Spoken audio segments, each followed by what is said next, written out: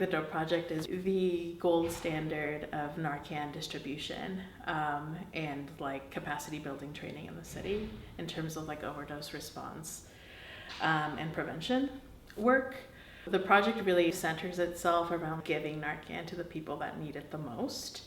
To this day, we've been really consistent in trying to maintain and keep that, keep doing that type of work instead of just like providing it to like organizations that maybe don't serve people who use drugs. We actually like provide it to people who are in fact using drugs on a day-to-day basis. That DOPE SRO project is like a new arm of the DOPE project where we're really tackling, trying to weave overdose prevention and response services and supportive housing in the city, which has been quite interesting and also challenging in like the best of ways. And also just interacting with our peer responders, which is like the heart and soul of the SRO project, I think. Yeah. Permanent supportive housing in San Francisco offers housing to people that are transitioning out of homelessness. What's nice about permanent supportive housing is that it is permanent. It really allows people that are transitioning out of homelessness into a space that hopefully is conducive to them living and stepping forward into a new life. My favorite sayings is that, like, the more you sweep under a rug, the larger the lump gets and the bigger the fall, right? So reality is people use, right? Oftentimes reality is, and especially in supportive housing, there's lots of people that use. The percentages can be higher. Another fact that we know is that people often overdose alone in their rooms, right? And that's when people overdose the most, is when they're by themselves. I always say my crash course in harm reduction has been through housing and supporting actually people that were dying of AIDS and were people who used drugs at the Ambassador Hotel and in the Tenderloin. And these were the folks that nobody else was helping. One of the most important values of harm reduction is centering, what we call elevating, not just the voices, but the active participation of people who use drugs in the design, in the implementation of interventions, and also hopefully in the overall solutions to the largest systemic, what I call violence, that the system is not just the criminalization of drug use, but it's also the criminalization of homelessness, the intersection of poverty and drug use, as we understand that a lot of people who are wealthy and empowered and use drugs, that's never a conversation. So the value of what we call the meaningful involvement of people who use drugs is captured in this project. Sort of opioid epidemic and then the fentanyl epidemic, and within all that, there had begun this SRO epidemic, which was people who lived in SROs who were still using drugs like they lived on the street, but they didn't live on the street anymore, because on the street, you're always surrounded by tons of people that you know. I mean, very rarely are you going to be off on your own, getting high or whatever. You're looking for where everyone else is because that tells you where's safe at that moment in time. We were all able to stay aware of who was in what state. So if someone overdosed, it was very easy. It was very quick. It became just second nature clockwork that we could save each other, no problems. And then you take one of these people and you put them in an SRO, and now they're living by themselves, and maybe it's a little difficult to have visitors, or they don't know where to find their friends anymore. They come home after getting their dope, they go upstairs, they go in their room, close the door, and they get high, and maybe they did a little too much, and they pass out, and who knows?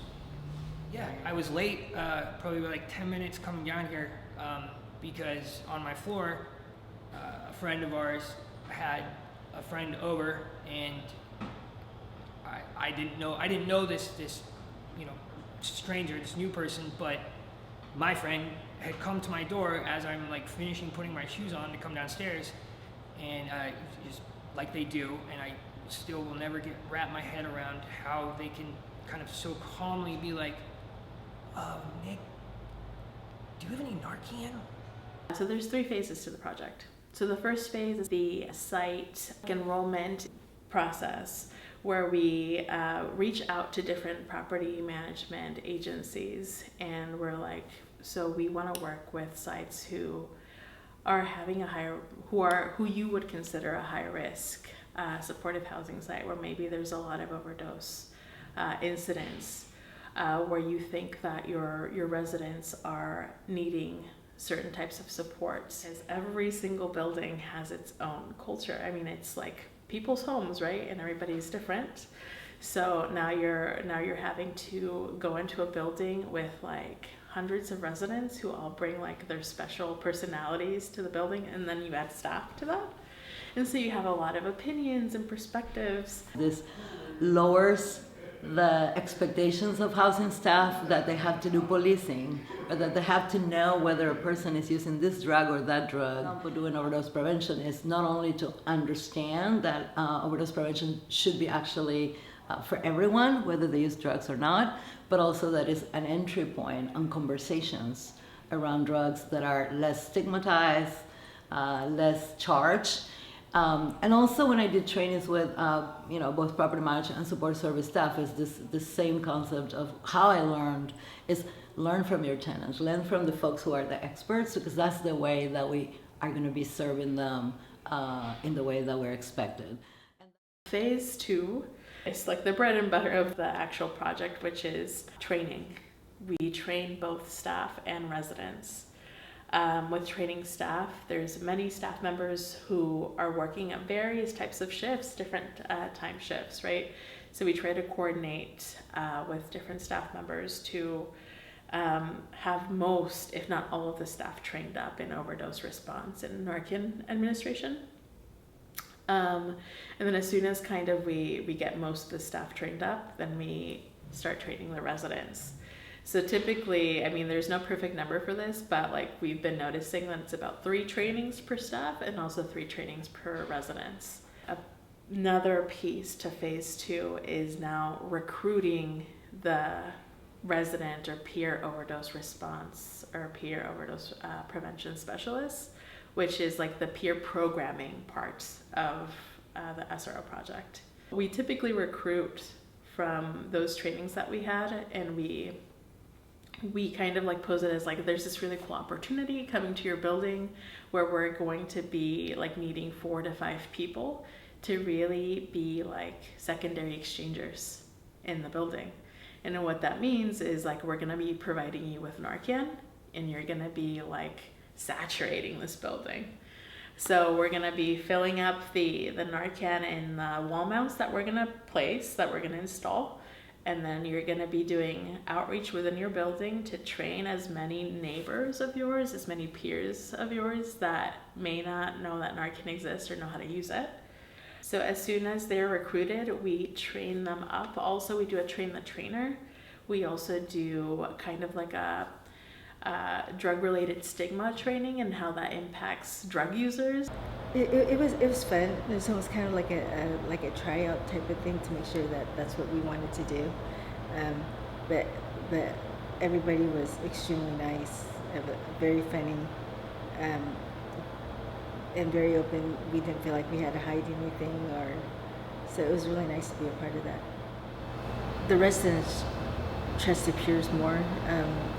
Most of the time we're afraid to talk to the staff about our personal issues, what's going on with us, what we do. And so it makes it easier for people to reach out to one of their own. Let's acknowledge, and we are often transparent, that, relationships with staff, reality is staff, and staff can be your friends, but they're not always your friends, right? They don't always feel that way. There's always that like mild boundary that can happen. And I think the relationship that you have with peers is always something much more kindred. And so the relationships that can be built within peer response often lend to much more transparent, much more open, much more trusting, like within its natural base, right? For the work to be done. I'm a tenant here at the Minalee, and I've been here for, I'd say, 3 years, and that's about it. I mean, I'm a tenant, but I also am, I work with Narcan and helping save people that have overdoses in the building, and it's like a peer-to-peer thing where if they need help, they come running to my door, and I help them, and we go help them, and we help do whatever we can to save their lives, and that's it. It's great. started, whenever there was an OD in the building, they always came to my boyfriend or I, and that was kind of how it started. Like people, they still come to us all the time. Anything is wrong, you know, they come to us. I knew what it was, and I'd seen people give it to people on the street when they were ODing, but I didn't have any idea what it was. It was extremely important to me to be a part of that group because my father had passed away when I was 3 weeks old of a heroin overdose, and I think if there was Narcan, he might be here today. So to me, it was like, yes, I'm a user and I'm a drug addict, but also I'm a person too, and I care about people, and I hope they care about me. And if I was on the ground dying, I hope that they would help me. So I want to be there to help. So when we're thinking about overdose prevention and we're thinking about ways to empower individuals to continue to live their lives and use in ways that are safer for them and safer for all of us, peer response is like a huge part of that. And we check in with them on a weekly basis as well to see like any updates, if it's working out for them, what their experiences are. We also check in with staff on like every other week. So in the third phase, we kind of do like closing technical assistance. After the program term is like about to end, we do like, okay, so how has the policy been working out for you if we did any changes to it? And we conducted the study from May 2021 to February 2022, and it involved, it was a longitudinal qualitative study, which means we were able to interview the staff at the hotels and the specialists as they were being recruited to be part of the program before the program actually started. And then we were able to do process evaluation and assessment throughout the program implementation period. And then when the program had been in place for several months, we were able to go back and do follow-up qualitative interviews with the specialists and staff to talk about the impact that they felt like the program had.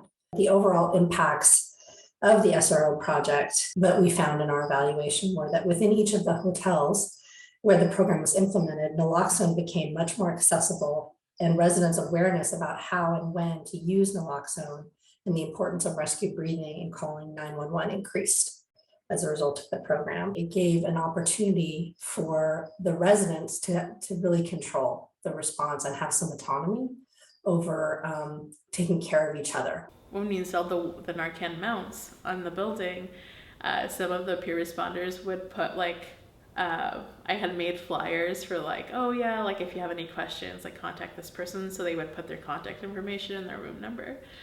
And yeah, I think the peer responders were shocked that people were actually dropping by and knocking on their door and saying like, hey, like I need Narcan. And Well, I've always had an open door policy, so they're not as afraid to, well, should I knock on her door? She doesn't know me. And so as many people actually introduce themselves, especially the new residents when people move out. So I think that's been a great help, a great benefit to at least the new residents know that they have a place that they can come to. The overdose prevention specialists who were trained as part of the program reported feelings of gratification and higher self-esteem from the recognition and paid compensation for their overdose response works. As a tenant-led project, what we're hearing from our peer specialists is, this makes me feel that I'm human, that I'm worth it, that I'm valuable. All the things that we should be doing are there. And we're also trying to, figure out a way to also, tackle issues of racial equity. Who are we recruiting? Not just based on race, but also gender equity, and that we have, representation of people who speak Spanish. All of this idea of how do we really include the different communities that are impacted by overdose death and overdoses, in this case in housing, but through our communities. It gives me a newfound confidence as far as like feeling like I'm important or I have a purpose in life other than waking up and going to bed every day. You feel important. No, it does, but it actually makes me feel good. It's scary sometimes because knock on wood, I've never lost somebody. Actually, that's not true, but the person I lost was before I learned how to do Narcan or knew what Narcan was. It's a good feeling. I think it brought me confidence, and it also got me to meet the other people in the building, because at first I was pretty quiet, and there's some people in every building that are hard to deal with. So I met more people this way too, with helping people, and then they see you as somebody that helps, so they come to you and it feels good for me to help people, so I like it. Too many people. I mean, it's something I wished I never had to do, but it's something I'm thrilled to have the skill set to do, especially because personally, and my story is not much different than probably anybody else, but I mean, personally, like I said earlier, my best friend in the whole world was taken from this life at a time when I didn't know all of this stuff. I'll never forgive myself for looking into his room and thinking he was sleeping for like 10 minutes, you know, and wondering if those 10 minutes would have mattered if I was able to get Narcan in him sooner. One thing that I've learned is when staff really gets it and embrace it, it definitely changes how a building is managed.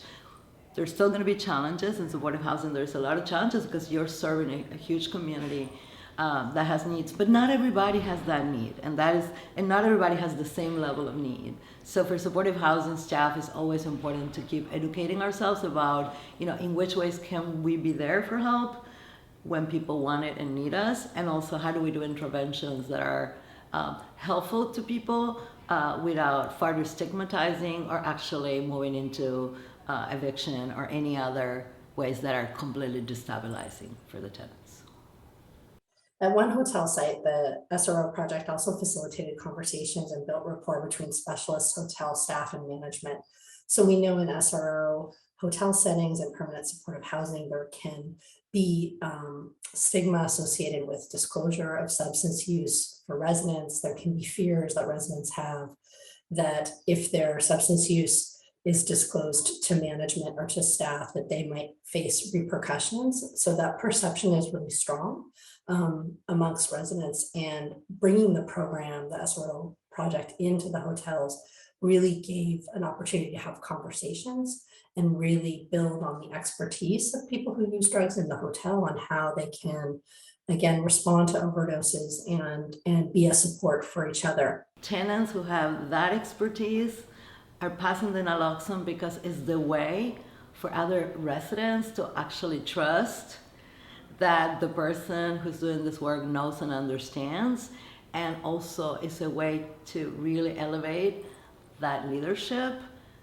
invest in it, because I feel that those are the folks who are going to be the most important stakeholders in reducing overdose death in housing. So in my sort of like vision, this is a project that percolates throughout the city and percolates throughout the state and percolates throughout the country.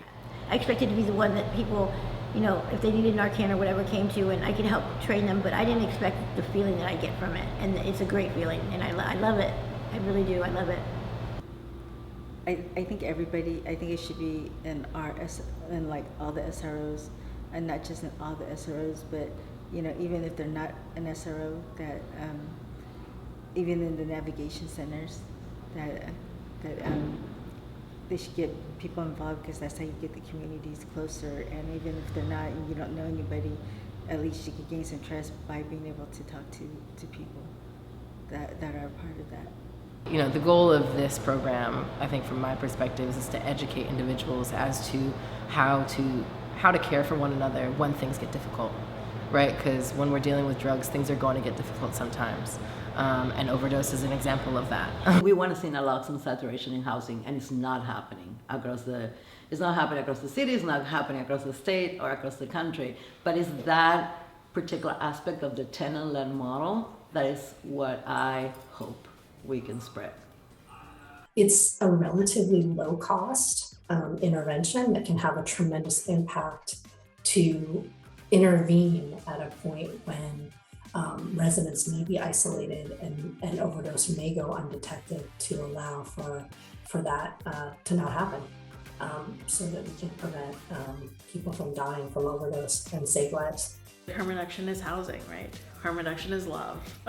But harm reduction is really restoring the choice and like dignifying, giving the dignity back to people who use drugs. If you're looking for any more resources, harm reduction, our movement, our principles, please go online to harmreduction.org.